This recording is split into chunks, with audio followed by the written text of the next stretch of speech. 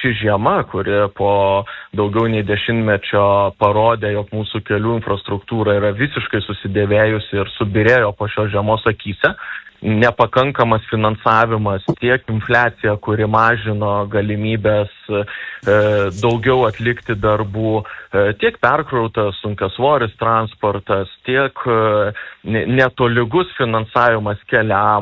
Tai visa ta puokštė, jinai mums davė tą vaizdą tokį negatyvų, tačiau be tų darbų, kuriuos mes jau esam pradėję, tai rezultatas šiais metais būtų ženkliai blogesnis. Tai vien kelių fondas turi 178,8 milijono, tai vos ne 179 milijonai, kas yra skiriama tik paprastajam ir kapitaliniam remontui, tai irgi yra tikslinis finansavimas.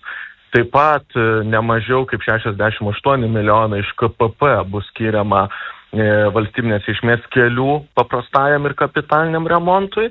Be kita ko, ženkliai didinamas finansavimas yra mūsų akciniai bendrovei Kelių priežiūra, kad ji galėtų per šiuos metus sutvarkyti arti 2000 kilometrų krašto kelių dešiniojo rato, kas irgi yra tikslinis finansavimas keliam.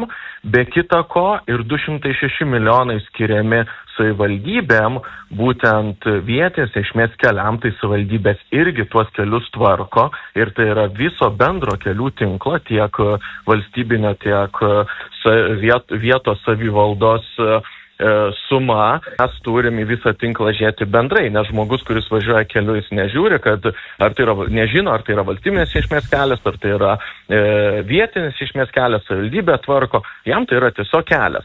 Tai tas tikslinis finansavimas yra ženkliai didesnis nei 128 milijonai. O tęsiant toliau, tai iš tikrųjų yra padaryta strateginių sprendimų ir valstybinis kelių fondas pradėjo veikti ir pagaliau pavyko Via Lietuvai nupirkti e-tollingo sistemą, diegimo ir testavimo darbai šiais metais bus, nuo kitų metų jau pradės veikti e-tollingas.